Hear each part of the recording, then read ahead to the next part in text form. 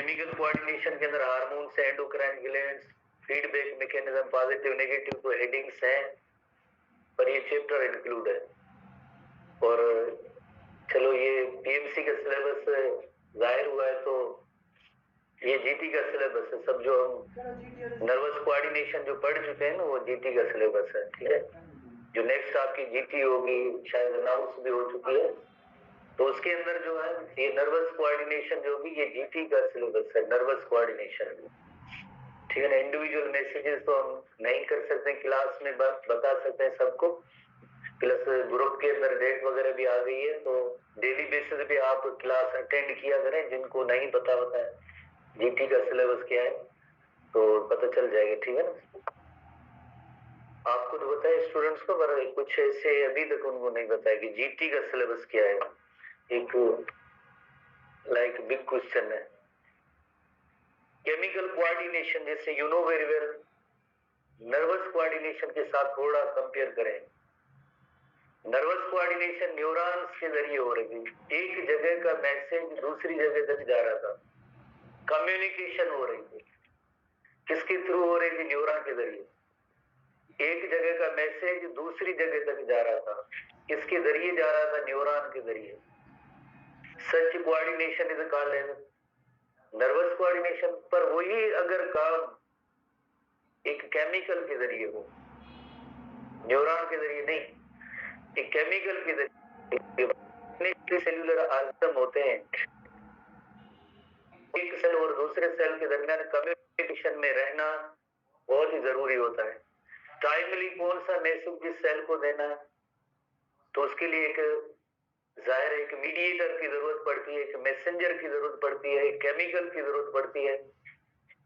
एक तो हुआ नर्वस कोऑर्डिनेशन, दूसरा जो है chemical coordination. Nervous coordination short duration होती है, थोड़ी देर के लिए होती है, क्विक होती है, उसके इफेक्ट्स भी थोड़ी देर के लिए होते हैं। जैसे फॉर एग्जांपल नर्वस कोऑर्डिनेशन, हम एक वेरी लेमेन्स एग्जांपल लेते हैं कि भाई फिंगर को मूव करना है, क्या ये हमेशा के लिए तो फिंगर ऐसे मूव तो नहीं होती रहेगी।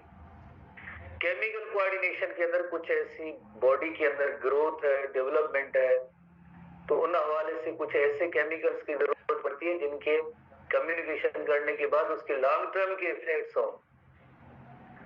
लॉन्ग टर्म के भी इफेक्ट होते हैं इस केमिकल कोऑर्डिनेशन के, हार्मोन्स के जरिए जिससे हम कहेंगे। तो एक तो बात ये हुई कि कोऑर्डिनेशन का पर्पज ये है कि डिफरेंट बॉडी पार्ट्स के दरमियान कम्युनिकेशन जो होती है, सेल टू सेल उनकी एक्टिविटीज को रेगुलेट करने के लिए केमिकल्स की जरूरत पड़ती है, उन्हें हम कहते हैं chemical coordination. Cell to cell communication is crucial to the control of movement, growth, reproduction and maintenance of homeostasis. तो सिंपल वर्ड्स में हम कहेंगे कि ये सब केमिकल कोऑर्डिनेशन के जरिए ही होता है सब कुछ। रिप्रोडक्शन है,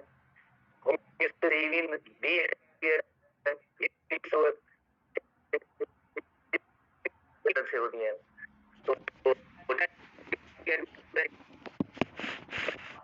multi cell to cell communication करते रहते हैं। तो उनकी 3 कैटेगरीज होती है ऐसे केमिकल्स जो कम्युनिकेशन में या ग्रोथ डेवलपमेंट है या रिप्रोडक्शन है, तो उनमें 3 टाइप के कौन से केमिकल्स? ओवरऑल एक न्यूरोट्रांसमीटर है, फेरोमोन्स है और हार्मोन्स है। न्यूरोट्रांसमीटर को हम प्रीवियस सेक्शन के अंदर सीख चुके हैं कि कौन कौन सी कैटेगरीज है न्यूरोट्रांसमीटर की। आपने जैसे एक मसल कंट्रेक्शन के हवाले से पढ़ा था, एसिटाइलकोलिन है, इपिनेफ्राइन, नॉर इपिनेफ्राइन, डोपामिन, सीरोटोनिन, ये एक्साइटेटरी न्यूरोट्रांसमीटर की हेडिंग में आप पढ़ चुके हैं। तो एनीवे ये काफी सारे न्यूरोट्रांसमीटर्स होते हैं, ये भी एक तरह से केमिकल ही है, बिकॉज जो नर्व इंपल्स की जो नेचर है वो इलेक्ट्रोकेमिकल इन नेचर, पर थ्रू केमिकल्स होगा तो प्योरली हम उससे कहेंगे कि ये केमिकल कोऑर्डिनेशन है। एक और केमिकल होते हैं जिन्हें फेरोमोन्स कहते हैं, और तीसरे जो केमिकल्स हैं उन्हें हम हार्मोन्स कहते हैं। हमारे इस चैप्टर के अंदर जो मेन सेक्शन है वो हार्मोन्स है, जो एंडोक्राइन ग्लैंड्स की सीक्रेशन है जिन्हें हम कहते हैं हार्मोन्स कहते हैं। एंडोक्राइन ग्लैंड्स की सीक्रेशन को हम हार्मोन्स कहते हैं। फेरोमोन्स जो कुछ ऐसे एनिमल्स होते हैं जो इतना जैसे डिफाइंड इनका बिग रोल जैसे नहीं, जैसे फॉर एग्जांपल एक बटरफ्लाई का वेरी कॉमन एक एग्जांपल फेरोमोन्स के हवाले से दिया कि एक एरिया है, इस एरिया के अंदर एक बटरफ्लाई और दूसरा बटरफ्लाई बहुत ही दूर 30 किलोमीटर से ज्यादा डिस्टेंस पे जैसे ये मौजूद है, पर एक दूसरे को जैसे कैसे कम्युनिकेट करते हैं। जैसे आजकल मॉडर्न मशीन्स का दौर है, डिवाइसेस का दौर है, हम तो बता दें कि हम आपका तो लोकेशन सेंड करते हैं, हम उसको जो फाइंड कर लेते हैं लोकेशन के बेसिस पे। पर ये जो ऐसे इंसेक्ट्स वगैरह ना इनके पास मोबाइल है ना लोकेशन का कोई डिवाइस है, कैसे एक दूसरे को रिकॉग्नाइज करेंगे या आइडेंटिफाई करेंगे। तो फिर ये क्या करते हैं, एक किस्म की केमिकल सीक्रेट करते हैं, और वो केमिकल से एटमॉस्फेयर में जो मौजूद होता है, इन केमिकल्स को डिटेक्ट करना, ये पर्टिकुलर टाइप की स्पीशीज ही डिटेक्ट कर सकती है। ये जो because they are specific in nature, same species उनको रिकॉग्नाइज करेगी, कोई दूसरी स्पीशीज उसके केमिकल्स, इन केमिकल्स का किसी दूसरी स्पीशीज पे कोई इफेक्ट नहीं होगा। ओनली वही पर्टिकुलर टाइप की स्पीशीज एक दूसरे को आइडेंटिफाई करेगी, रिकॉग्नाइज करेगी, लोकेशन डिटरमाइन करेगी थ्रू इन केमिकल्स की मदद से, जिन्हें कहते हैं फेरोमोन्स कहते हैं, that are called the pheromones. कोई इसका बिग रोल नहीं है, जस्ट एक बुक के अंदर एक छोटी डेफिनेशन है। मेन जो सेक्शन होगा वो हमारा हार्मोन्स होगा, जो हम डिटेल में डिस्कस करेंगे। The secretions of endocrine glands are called the hormone, the secretion of endocrine glands are called the hormone. और ये बेसिक जो डेफिनेशन है, न्यूरोट्रांसमीटर तो हम पढ़ चुके हैं कि chemical messenger between the neurons, discuss in previous chapter, जो हम पहले ही डिस्कस कर चुके हैं। कोई स्टूडेंट है जिनने बिटवीन न्यूरोट्रांसमीटर की कैटेगरी बताई, जिनने भी जो हमारे बुक में mention, gamma gamma amino acid aspirin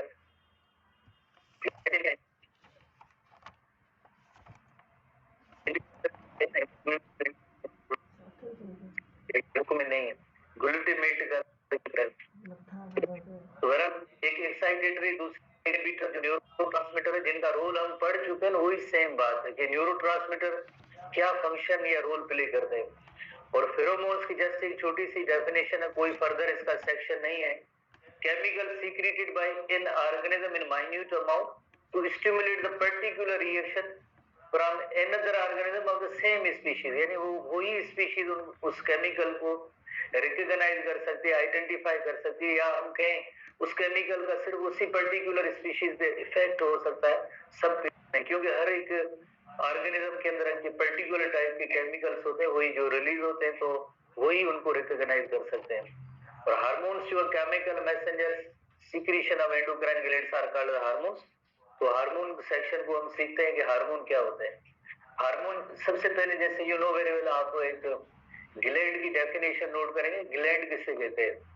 secretion या जूस प्रोड्यूसिंग स्ट्रक्चर होती है, उसे हम कहते हैं ग्लैंड कहते हैं। सीक्रेशन और juice producing structure is called as gland. कोई भी जैसे ऐसी स्ट्रक्चर जो सीक्रेशन या जूस प्रोड्यूस करती है, तो उसे हम कहते हैं ग्लैंड कहते हैं। जो ग्लैंड सेल्स भी हो सकते हैं, टिश्यूज भी हो सकते हैं, या कोई ऑर्गन भी हो सकता है, कोई भी जैसे ऑर्गन भी हो सकता है, जैसे फॉर एग्जांपल उसे हम ग्लैंड कहते हैं। ग्लैंड की जैसे दो कैटेगरीज होती हैं डक्ट की आवाज से, एक होते हैं डक्ट ग्लैंड, एक होते हैं डक्ट ग्लैंड होते हैं। डक्ट ग्लैंड, डक्ट का मतलब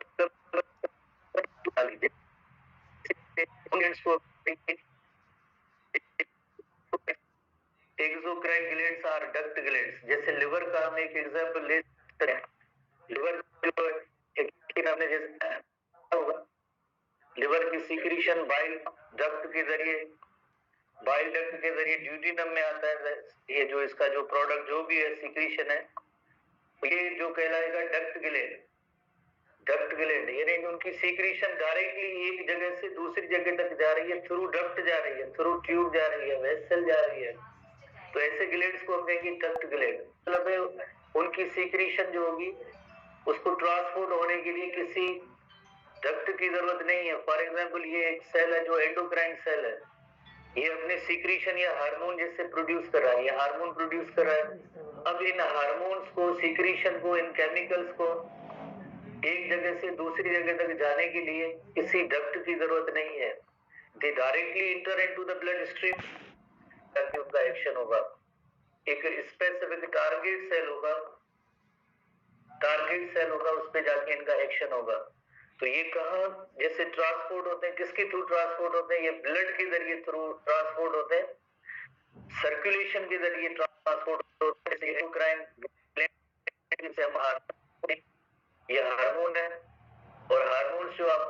डायरेक्टली जो ब्लड स्ट्रीम में इंटर हुए, ब्लड स्ट्रीम में इंटर होने के बाद पर्टिकुलर टाइप का कोई टारगेट सेल होगा, उस पे जाके इसका कोई इफेक्ट होगा। तो इस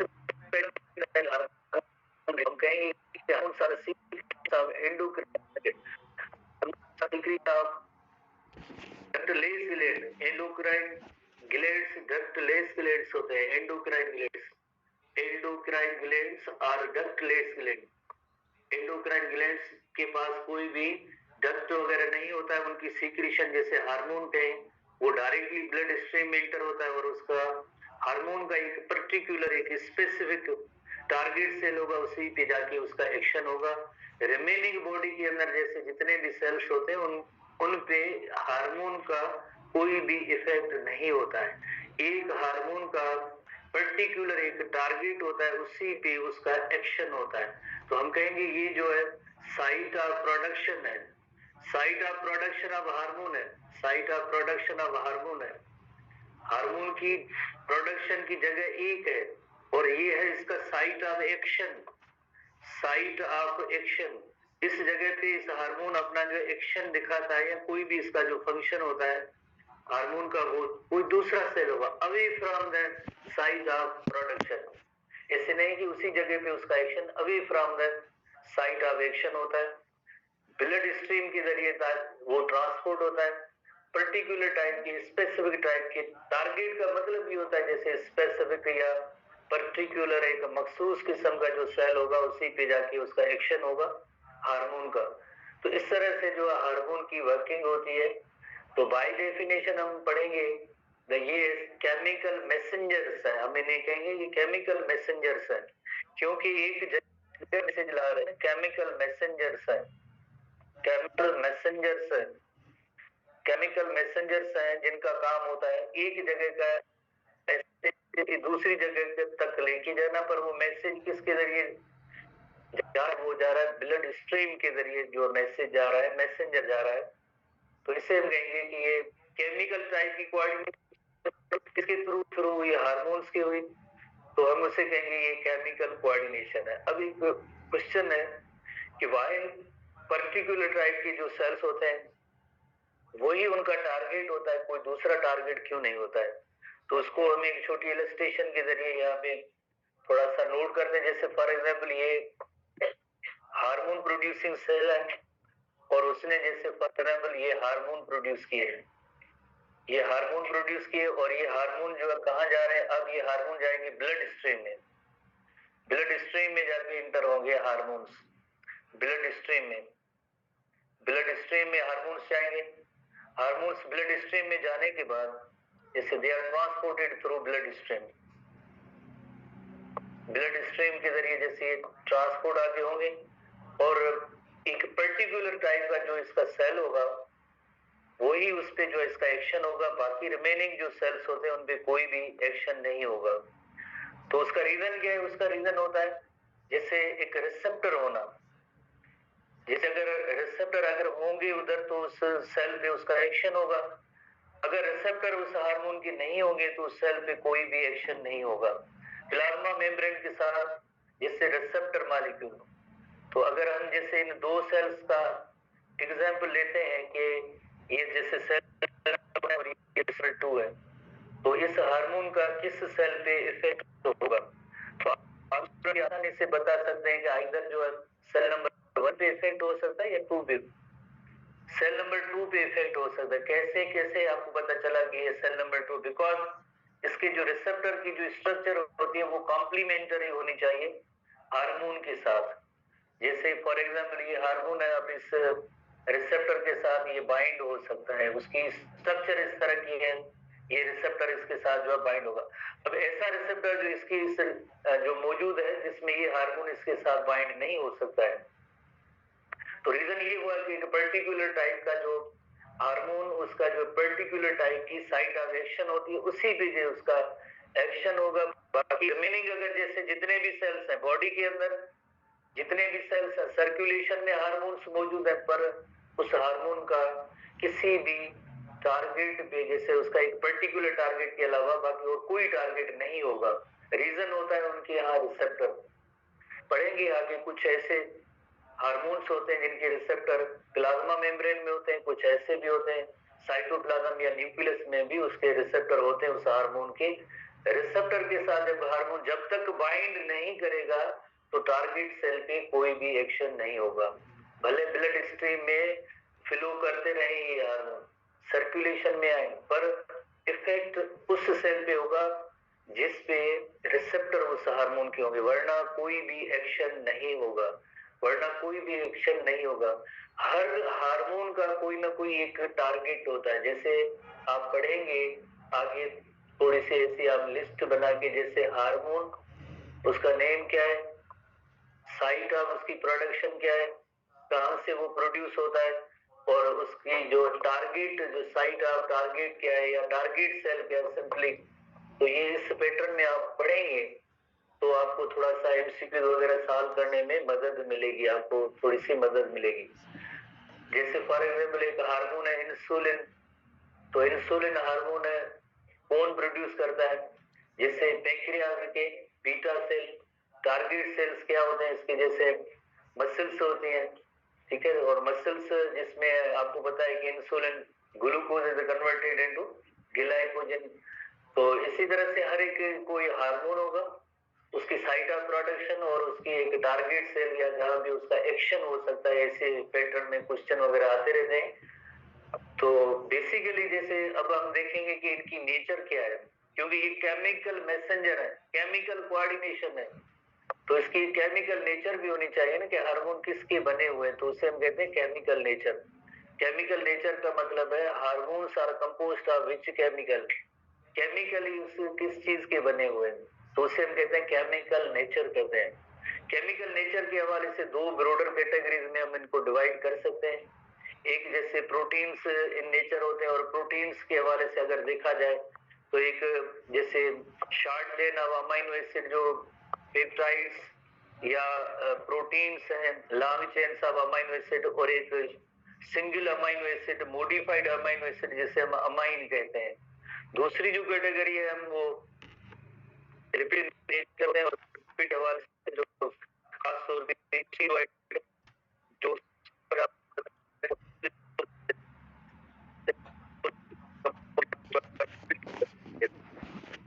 कैटेगरी है दो है,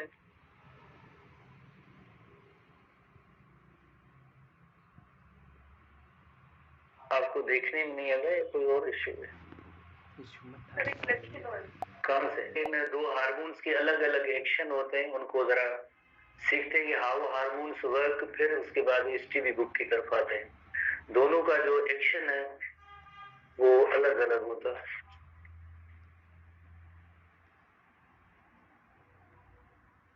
सबसे पहले हम जैसे आते हैं लिपिड के हार्मोन स्टीरॉयड हार्मोन के एक्शन पे आते हैं।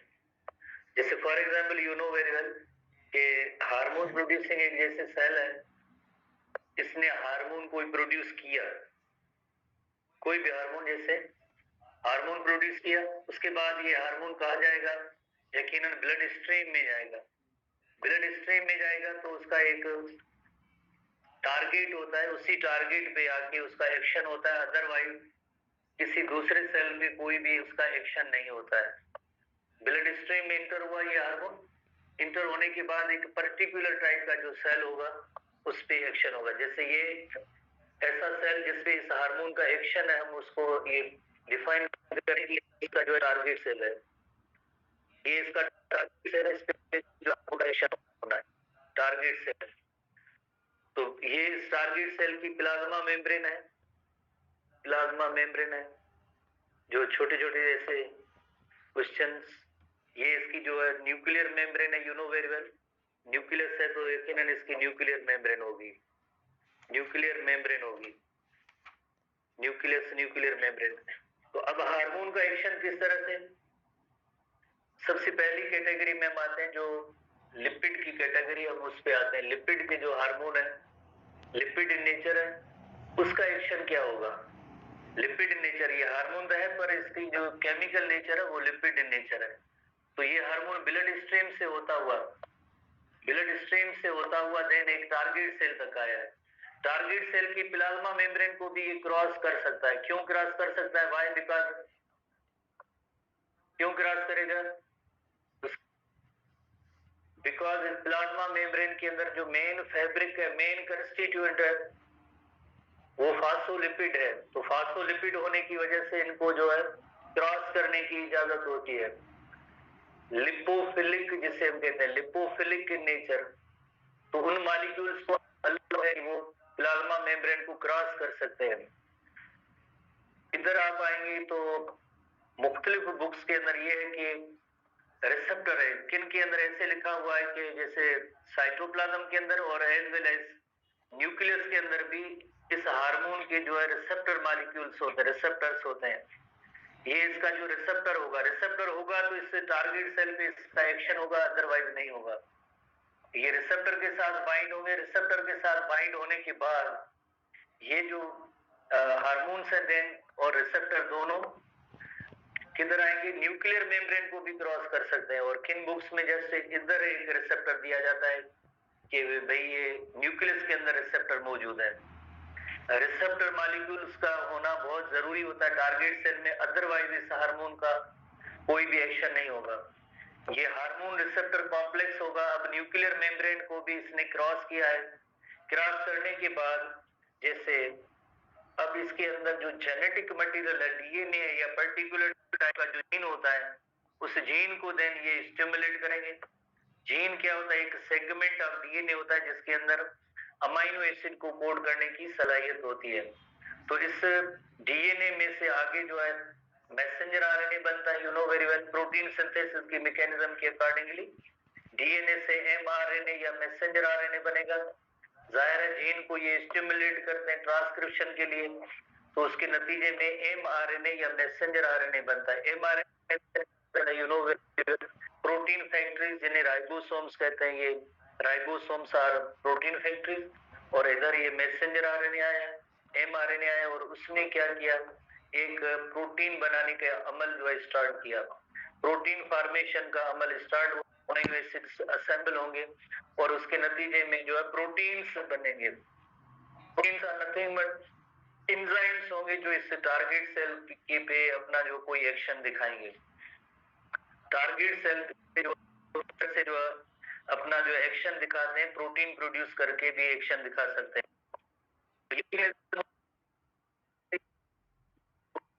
ये मैकेनिज्म होगी लिपिड हार्मोन के हवाले से टारगेट सेल के भी इंटर होता है। अब हम आते हैं प्रोटीन हार्मोन्स की तरफ। प्रोटीन हार्मोन का एक्शन किस तरह से होता है, वही सेम आखिर में जो टारगेट सेल की तरफ आते हैं। जैसे ये टारगेट सेल है, टारगेट सेल इस पे जैसे हम नोट करते हैं कि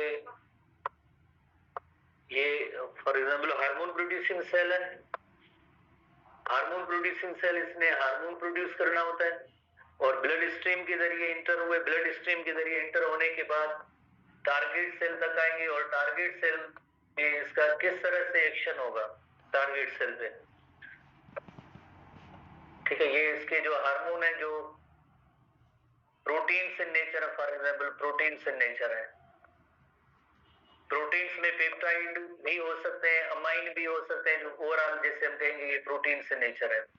तो ये हार्मोन कभी भी टारगेट सेल के अंदर जो है इंटर नहीं होंगे, अंदर इंटर नहीं होंगे। इधर इनके होंगे रिसेप्टर मॉलिक्यूल होंगे, बिकॉज ये लिपोफिलिक जो नहीं है, लिपोफिलिक नहीं है तो इंटर होने की, सेल की टारगेट सेल के अंदर इंटर होने की इनको इजाजत अब नहीं है। अब जैसे इधर ही प्लाज्मा मेम्ब्रेन के अंदर रिसेप्टर होते हैं, उनके साथ ये बाइंड करेंगे। रिसेप्टर होते हैं, जैसे हार्मोन और रिसेप्टर कॉम्प्लेक्स बनेगा, हार्मोन रिसेप्टर कॉम्प्लेक्स बनने के बाद प्लाज्मा मेम्ब्रेन के अंदर जैसे इनएक्टिव एंजाइम होते हैं, पहले इनएक्टिव एंजाइम मौजूद होता है, वो inactive enzyme active enzyme active form हो जाएगी। Inactive enzyme, it becomes enzyme particular adenylate enzyme. Adenylate cyclase enzyme. Enzyme का नेम है adenylate cyclase enzyme. Plasma membrane के अंदर होगा adenylate cyclase enzyme. First year के अंदर सेल चैप्टर के अंदर अगर आपको थोड़ा बहुत याद है, सेल चैप्टर के अंदर तो उसमें आपने पढ़ा होगा कि प्लाज्मा मेम्ब्रेन के अंदर भी कुछ एक एंजाइम्स होते हैं। तो एडिनिलेट साइक्लेज एंजाइम फर्स्ट ईयर का अगर आप बुक ओपन करेंगे तो आपको ये चीजें नजर आ जाएंगी। एडिनिलीन साइक्लेज एंजाइम जहन क्या करेगा, इंपॉर्टेंट, एडिनोसिन ट्राइफॉस्फेट या एटीपी जो होता है उसको CAMP में कन्वर्ट करना, CAMP, adenosine triphosphate, adenosine monophosphate, ATP, adenosine triphosphate और एडिनोसिन मोनोफॉस्फेट, एडिनोसिन ट्राइफॉस्फेट और adenosine monophosphate, cyclic adenosine monophosphate, CAMP short form में उसे कहेंगे, CAMP शॉर्ट फॉर्म में ऐसे याद करना जरूरी होता है। और CAMP cyclic adenosine monophosphate, it works as a second messenger. First messenger क्या है इसके अंदर, तो फिर फर्स्ट मैसेंजर हार्मोन है, वो इस टारगेट सेल तक आया ही नहीं, हार्मोन इस टारगेट सेल के अंदर इंटर ही नहीं हुआ, पर ये अपने इस हार्मोन ये है, पर अपने सारे काम जो है किसके जरिए, एक सेकंड मैसेंजर के जरिए, ये हार्मोन है, पर ये हार्मोन कभी भी सेल के अंदर इंटर नहीं, और इस सेल के जितने भी जो इसके फंक्शन होंगे हार्मोन के, या जो टारगेट्स होंगे या एक्शन होंगे, थ्रू सेकंड मैसेंजर ये परफॉर्म होगा। सेकंड मैसेंजर ही इस टारगेट सेल पे जो इसका हार्मोन का इफेक्ट होगा, ये जो सेल है ये जो एक्शन है इस हार्मोन का इस सेकंड मैसेंजर के जरिए होगा। तो प्रोटीन हार्मोन जो होते हैं वो कभी भी टारगेट सेल के अंदर इंटर नहीं होते हैं, वो अपना जो एक्शन होगा एक सेकंड मैसेंजर के जरिए जो करेंगे, सेकंड मैसेंजर के जरिए। इसमें एक लफ्ज सिग्नल ट्रांसडक्शन भी एक आगे समाज होगा, जिसको हम कल सीखेंगे। फिलहाल बेसिक मैकेनिज्म सीखें, कल हम इस टीबी बुक को भी देखेंगे कि कौन कौन से हार्मोन, उनकी कौन कौन सी कैटेगरीज है। बट बेसिक मैकेनिज्म पढ़ने के लिए, समझने के लिए इन डायग्राम्स को आप ध्यान में रखेंगे तो कल हम मजीद इसको डिस्कस करेंगे।